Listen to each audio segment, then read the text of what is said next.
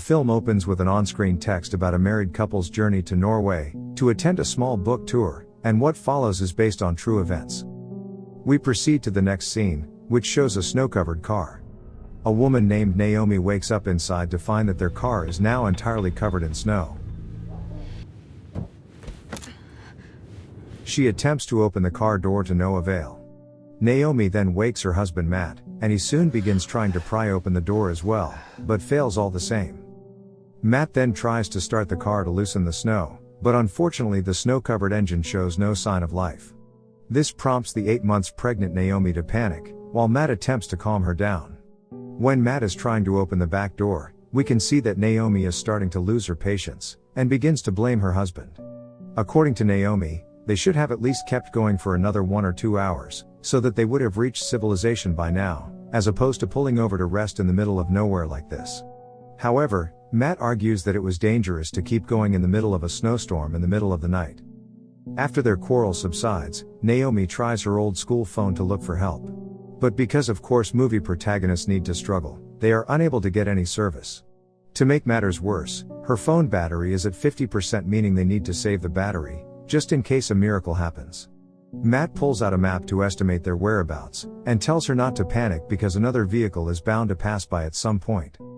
Matt does all he can to get his pregnant wife comfortable, and tries to get her to cheer up by cracking a couple jokes amid the raging storm outside. He suddenly remembers that a rental guy provided him with a set of roadside kit, of which he has with him in the car right now. Matt digs around for things in his car and finds a blanket, a candle, along with several other items. Meanwhile outside, the raging storm only seems to get worse. Back inside the car, the pregnant Naomi now needs to take a piss, and due to the lack of options, she is forced to use a towel to take a piss inside the car. The couple then take out the food they packed for the trip, and tries to ration them because they have no clue how much longer they'd be stuck here. After sorting the food, Naomi deduces that they only have food to last 12 days at most. Matt suggests that they should take the chocolate they have with them into account, but Naomi objects because she promised to hand the chocolate to her sister. Seeing that things are getting bleaker by the second, Naomi asks her husband to break the glass and dig their way out.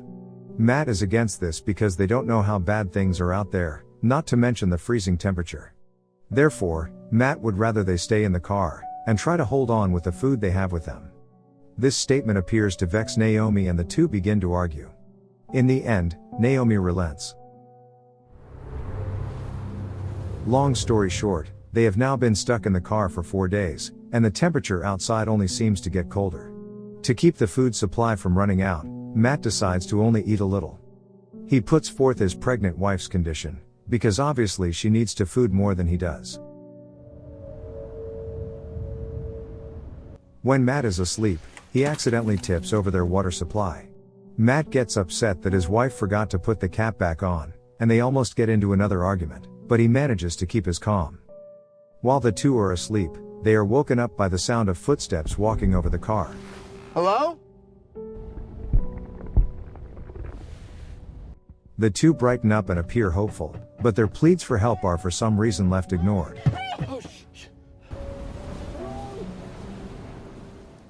As a result, Naomi gets desperate while Matt calms her down by telling her everything is going to be alright. It is now day 7. After a week stuck inside this snow-covered car, Matt now attempts to break open the car window by heating up the gaps on a window with a candle. Naomi, who has nothing to do, decides to toy with her phone, and accidentally drops it, cracking it open and the battery falls off. She puts her phone back together, and thankfully it still works just fine. Unexpectedly, she realizes that they now have cell service. Naomi immediately calls her father, and tearfully begins rambling about how they are stuck under a pile of snow, and need immediate help. But unfortunately the phone dies soon after due to low battery. I don't really know where we are, Dad! Norman, 50 miles east of our hotel! Can you hear me? Give me the... Dad? Matt is a little upset as to why Naomi did not inform him that they had service. He claims that he could have provided information regarding their exact whereabouts. On day 9, Naomi expresses how she regrets taking their little trip for the book tour, for it puts them in such predicament instead. She reminds Matt to eat, though he still insists on eating, leaving most of his food for his wife and his future child. Naomi asks Matt to break the car window, but Matt still objects because he's convinced that once the window breaks they would have no shelter left. It is now day 11. It appears the storm has started to dissipate. Naomi has started to lose hope, and asks her husband to write a letter in case they do not make it. Matt gets a little irritated, and is still optimistic that they will make it out alive. Not long after, they hear the sound of a snow-clearing vehicle passing by.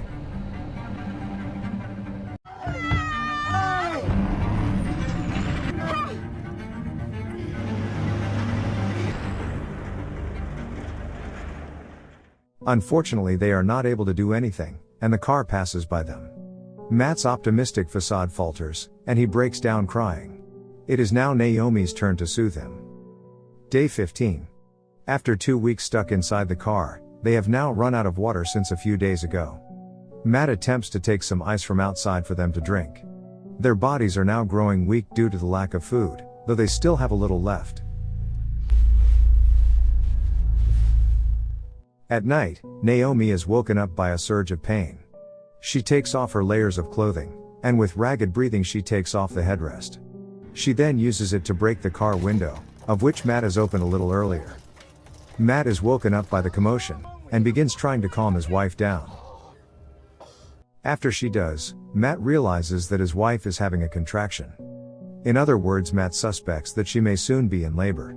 Naomi looks scared, for neither of them is medically trained. What is it? Is it the baby? Oh, Matt, it's coming. With her husband's aid, Naomi struggles to push out the couple rejoice. In spite of all odds, they manage to deliver the baby safely. Matt then takes the placenta and tucks it inside a box. Day 17. The small family somehow appear calm, and they have named their baby girl Olivia. On day 20, Matt's health begins to deteriorate due to the freezing temperature, and the lack of food he's been consuming.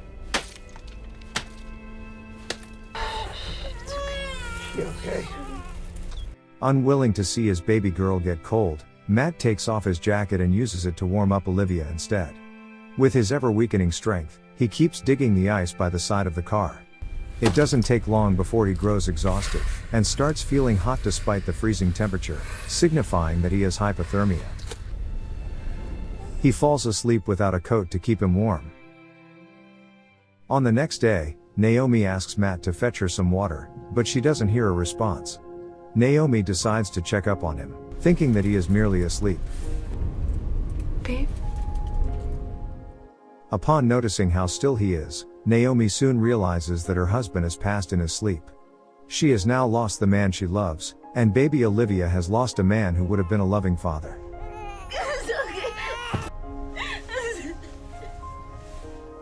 Without her husband, Naomi now struggles to even fetch some water. Their food supply has completely depleted, and she is rendered desperate. She is now willing to eat anything to survive. At night, Naomi hears the sound of a car passing in the distance. As per usual, she is unable to do anything about it, which only gets her upset. The baby begins to cry out of hunger, and Naomi rushes to nurse her. However, no milk comes out because she is starving and unwell. This only gets her more desperate, and she resorts to eating her own placenta. She thankfully manages to lactate again, and her baby is safe from starvation for now. Later that night, Naomi lays beside her husband's dead body, and begins talking to herself, presumably out of depression and starvation. She takes off Matt's shirt, and puts it over Olivia to warm her up. The next morning marks the 24th day. Sunlight permeates inside the car, and Naomi is woken up by a water drop. She realizes that the ice is thinned out.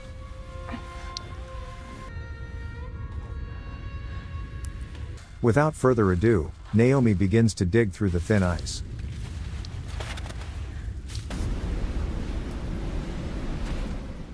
Relief washes over her at the sight of bright skies above her, after being stuck under the ice for so long. She immediately salvages what little she can carry with her, and puts her baby inside a bag. Before Naomi sets off, she bittersweetly says her goodbye to her husband.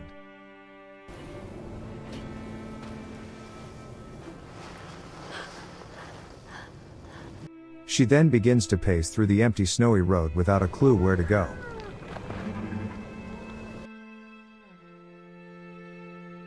On her way, she sees a road sign that informs her about a civilization nearby. Naomi keeps on walking with her baby. She walks for hours until the sun is about to set, and finally smiles upon the sight of a building in front of her.